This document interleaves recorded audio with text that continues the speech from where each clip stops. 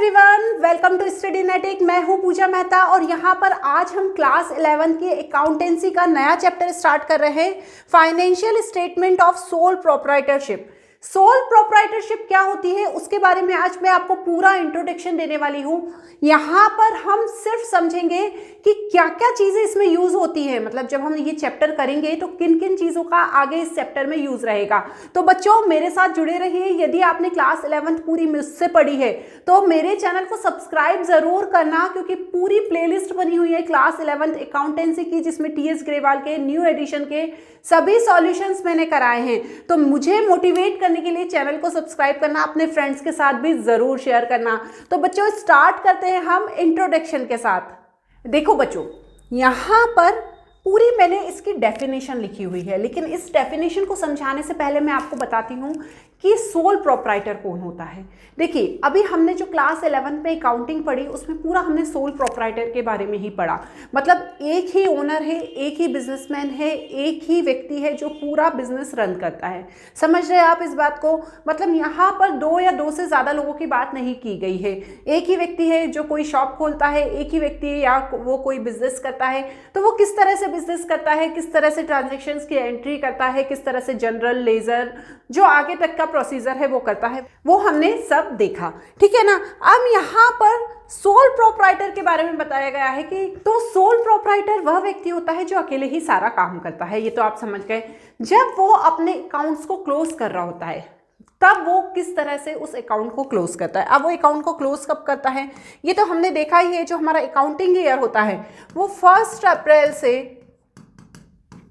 31 मार्च तक का होता है, पूरे साल भर का। ठीक है ना। यदि 2022 है तो 2023 तक आएगा, फिर 2023 है तो 2024 तक आएगा, 4 है तो 25 तक आएगा। तो ये ऐसा 1 अप्रैल से 31 मार्च तक का पूरा वो अकाउंटिंग ईयर को प्रिपेयर करता है। ऐसा तो नहीं है कि एक बार उसने जनरल एंट्री करी तो जब तक बिजनेस चलाएगा वो 25 साल उसके बाद ही उसका फाइनेंशियल स्थिति देखेगा। ऐसा तो नहीं होगा ना, वो बीच बीच में चेक भी करता रहेगा। तो यहाँ पर 31 मार्च को जब वो अकाउंट क्लोज करता है तब उस स्थिति में वो तैयार करता है फाइनेंशियल स्टेटमेंट। अब वही फाइनेंशियल स्टेटमेंट इसलिए तैयार किया जाता है जो इस डेफिनेशन में लिखा है कि वो फाइनेंशियल परफॉर्मेंस को देखना चाहता है, फर्म की प्रॉफिट या लॉस को देखना चाहता है कि पूरे साल में फर्म ने प्रॉफिट अर्न किया है या लॉस अर्न किया है, क्या हुआ है, उसे लॉस तो अर्न होता नहीं है, मतलब उसे लॉस हुआ है, ये देखने के लिए वो क्या करता है, फाइनेंशियल स्टेटमेंट तैयार करता है। अब ये जब फाइनेंशियल स्टेटमेंट तैयार होता है तो ध्यान से समझो बच्चों, दो चीज़ें बनती है। एक बनता है trading and profit and loss account और दूसरी बनती है बैलेंस शीट। यदि आप चाहते हैं कि ट्रेडिंग अकाउंट या प्रॉफिट एंड लॉस अकाउंट को अलग अलग बनाना चाहें तो वो भी बना सकते हैं, साथ में बनाना चाहें तो वो भी बना सकते हैं। आगे अभी हम फॉर्मेट देखेंगे। नेक्स्ट बनती है बैलेंस शीट। अब ये दोनों चीजें बनाने का मेन ऑब्जेक्टिव क्या होता है वो यहाँ पर बताया गया है कि यहाँ पर हमें ग्रॉस प्रॉफिट या ग्रॉस लॉस, यदि फर्म को यदि ग्रॉस प्रॉफिट हुआ है या ग्रॉस लॉस हुआ है उसके बारे में मालूम करने के लिए, नेट प्रॉफिट या नेट लॉस में निकालने के लिए, या आप प्रीवियस ईयर का जो प्रॉफिट है उससे कंपैरिजन करने के लिए कि पिछले सालों में प्रॉफिट हुआ था या लॉस हुआ था, उसका कंपैरिजन करने के लिए ये बनाया जाता है। यदि हम अपने एक्सपेंसेस और इनकम की डिटेल जानना चाहते हैं तो उसके लिए बनाया जाता है। जितने हमने रिजर्व इकट्ठे करके रखे हुए हैं उन रिजर्व की स्थिति जानने के लिए बनाया जाता है। यहाँ पर अकाउंटिंग रेशो जैसे gross profit ratio, net profit ratio, operating ratio, जो अब आगे आप क्लास 12 में पढ़ेंगे उसके बारे में भी जानकारी के लिए ये फाइनेंशियल स्टेटमेंट तैयार किया जाता है। मतलब ऑल ओवर इसका जो मेन एम होता है, फर्म ने पूरे अकाउंटिंग ईयर में प्रॉफिट अर्न किया है या लॉस अर्न किया है, ये जानने के लिए किया जाता है।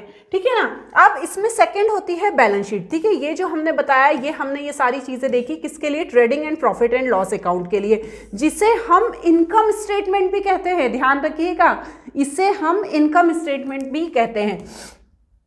नेक्स्ट है बैलेंस शीट। बैलेंस शीट को हम पोजीशन स्टेटमेंट भी कहते हैं। ये फाइनेंशियल पोजीशन को मालूम करने के लिए किया जाता है। इसमें भी कंपैरिजन किया जाता है पिछले साल की बैलेंस शीट का और इस साल की बैलेंस शीट का। साथ ही साथ सॉल्वेंसी पोजीशन, मतलब ऐसा तो नहीं है कि फर्म लॉस में चल रही है, थोड़े टाइम बाद वो दिवालिया हो जाएगी, तो ये पोजीशन जानने के लिए भी बैलेंस शीट बनाई जाती है। तो यहाँ पर दो चीज़ें बनाई जाती है, ध्यान रखना, trading and profit and loss account and balance sheet. Clear. अब यहाँ पर इसके यूजर बताए गए हैं, कौन कौन से यूज़र होते हैं, इंटरनल यूज़र और एक्सटर्नल यूज़र। जो फर्म में काम कर रहे हैं वो फर्म की फाइनेंशियल पोजीशन जानना चाहते हैं। तो इंटरनल यूज़र होते हैं owner and management, external user होते हैं जैसे बैंक हुए, क्रेडिटर्स हुए, गवर्नमेंट्स हुई या रिसर्चर्स हुए। जो रिसर्च करते हैं वो भी इसकी फाइनेंशियल स्टेटमेंट जानना चाहते हैं। अब यहाँ पर इन सारी चीज़ों का हिसाब किताब रखा जाता है। ट्रेडिंग एंड पीएनएल अकाउंट में जितने भी कैपिटल एक्सपेंडिचर हुए हैं, कैपिटल जो लगाई गई थी ओनर के द्वारा फर्म में, उससे क्या क्या खर्चे हुए हैं उसके बारे में बताया जाता है। जो रिवेन्यू हुआ था, जो हमने अर्न किया था, उससे क्या खर्चे किए गए हैं उसके बारे में बताया जाता है। डिफर्ड रेवेन्यू एक्सपेंडिचर, देखो डिफर्ड रेवेन्यू एक्सपेंडिचर क्या होता है, जैसे एडवर्टाइजमेंट का एक्सपेंडिचर। ऐसा नहीं है कि सिर्फ एक बार आपने एडवर्टाइजमेंट बना दिया बस खर्चा खत्म, नहीं, जब तक वो एड शो हो रहा है तब तक उसका पेमेंट आपको करना होता है। तो उसे क्या कहते हैं, डिफर्ड रेवेन्यू एक्सपेंडिचर। नेक्स्ट है कैपिटल रिसिप्ट। कितनी कैपिटल रिसिप्ट हुई, मतलब हमें जो कैपिटल कंट्रीब्यूट की गई थी प्रोप्राइटर द्वारा, या हमने लोन रिसीव किया था या जो सेल किया था, उससे हमें कितनी कैपिटल रिसिप्ट हुई, कितना पैसा रिसिप्ट हुआ, वो भी इसमें पता किया जाता है। क्लियर। और नेक्स्ट होती है रेवेन्यू रिसिप्ट। रेवेन्यू रिसिप्ट में डेटर्स, बैड डेब्ट्स, रिकवर्ड, ये सभी इन्वॉल्व होते हैं। ठीक है ना। ये सिर्फ अभी आप स्टार्टिंग में थोड़ा सा समझ लो, फिर हम जब डिटेल में आगे पढ़ेंगे तो समझेंगे। अब जो इनकम स्टेटमेंट होता है, इनकम स्टेटमेंट मतलब ट्रेडिंग एंड पीएनएल अकाउंट, वो उसका फॉर्मेट क्या होता है ये जानना सबसे ज़्यादा ज़रूरी होता है, क्योंकि उसी फॉर्मेट के थ्रू तैयार करते हैं। तो ट्रेडिंग अकाउंट क्यों तैयार किया जाता है ये तो बता ही दिया। ये पहली स्टेज होती है किसी भी फाइनेंशियल स्टेटमेंट को प्रिपेयर करने की। डायरेक्ट बैलेंस शीट तैयार नहीं होती है, पहले ट्रेडिंग होता है, फिर पीएनएल होता है एंड फिर बैलेंस शीट तैयार होती है। इसीलिए बहुत सारे आपने देखे होंगे मीम्स बनते हैं कि हमारी बैलेंस शीट मैच हो गई। बहुत बड़ा काम है बैलेंस शीट मैच करना, क्योंकि आप पहले ट्रेडिंग बना लेते हो, पीएनएल बना लेते हो, फिर आपकी बैलेंस शीट आखिर में यदि मैच नहीं होती तो आपको स्टार्टिंग से फिर से सारी चीज़ें चेक करनी पड़ती है। तो सबसे पहले बनता है ट्रेडिंग अकाउंट। ये है ट्रेडिंग अकाउंट का फॉर्मेट, बुक में भी दिया हुआ है। जो ओपनिंग स्टॉक है उसे डेबिट में ऐसे 4 कॉलम बन जाते हैं। परचेज में से परचेज रिटर्न माइनस हो जाता है, wages and salary, direct expenses, carriage inward, freight and cartridge inward, factory power, ये सब यहाँ पर आता है। डेबिट में सेल्स और रिटर्न इनवर्ड माइनस हो जाता है, scrap sales, closing stock, abnormal loss of stock, ये यहाँ पर आता है। यदि यहाँ का टोटल ज़्यादा है यहाँ का कम है तो ग्रॉस लॉस समझा जाता है, यदि यहाँ का ज़्यादा है यहाँ का कम है तो ग्रॉस प्रॉफिट समझा जाता है। अभी आपने देखा ना कि ग्रॉस प्रॉफिट और ग्रॉस लॉस का हमने देखा था, मालूम करने के लिए ट्रेडिंग अकाउंट बनाया जाता है। इसके बाद ट्रेडिंग अकाउंट से जो भी आंसर आता है ना बच्चों, वो ग्रॉस प्रॉफिट या ग्रॉस लॉस कहलाता है, ये ध्यान रखना है आपको। इसके बाद होता है पीएनएल अकाउंट। ये हमेशा ट्रेडिंग के बाद तैयार किया जाता है, ये इसका फॉर्मेट होता है, इसे आपको लर्न करना पड़ेगा। थोड़े टाइम तो आप इसको क्या कर सकते हो, अपने पास रख के जब आप 1-2 क्वेश्चन कर रहे हो तो इसके अकॉर्डिंग कर सकते हो। तो देखो ये पूरा दिया हुआ है पीएनएल अकाउंट का। इसमें जो आंसर आता है हमेशा ध्यान रखो, यदि इधर का टोटल ज़्यादा है और इधर का कम है तो नेट लॉस होता है, और इधर का ज़्यादा है इधर का कम है तो नेट प्रॉफिट समझा जाता है, और फिर वही आंसर आता है।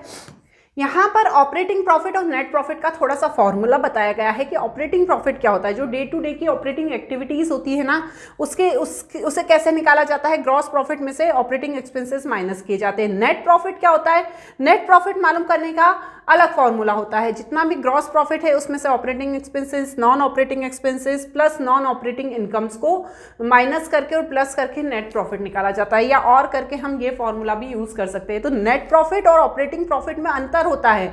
ऑपरेटिंग प्रॉफिट सिर्फ ऑपरेटिंग एक्टिविटीज को मालूम करने के लिए निकाला जाता है, लेकिन नेट प्रॉफिट जो ऑल ओवर एक्टिविटीज की गई हैं उसके लिए किया जाता है। लास्ट आती है इसमें बैलेंस शीट। बैलेंस शीट हमेशा इक्वल आती है, इसमें कभी भी ना तो नेट लॉस या ग्रॉस लॉस या नेट प्रॉफिट या ग्रॉस प्रॉफिट निकलता है, ये हमेशा इक्वल आती है। यहाँ पर एसेट्स दी होती हैं, यहाँ पर लाइबिलिटी दी होती है मतलब क्वेश्चन में दी होती है, आपको इस तरफ एसेट्स लिखना होता है, इधर लाइबिलिटी लिखना होता है। यहाँ पर डेबिट और क्रेडिट नहीं होता है। एसेट साइड में जितनी भी हमारी एसेट्स है जो हम यूज़ कर रहे हैं हमारे बिजनेस में, goodwill, plant, land, patent, furniture, investment, bill receivable, sundry debtors, loan, closing stock, loose tools, cash at bank, cash at hand, उसे लिखा जाता है। एसेट्स मतलब जो हमारे बिजनेस की एसेट्स है, हमारी है बिजनेस की चीज़ है। लाइबिलिटी मतलब जो बिजनेस को चुकानी है। कैपिटल, उसमें से हम इंटरेस्ट ऑन कैपिटल ऐड कर देते हैं, नेट प्रॉफिट ऐड कर देते हैं, लेस करते हैं drawing, income tax, interest on drawing, net loss.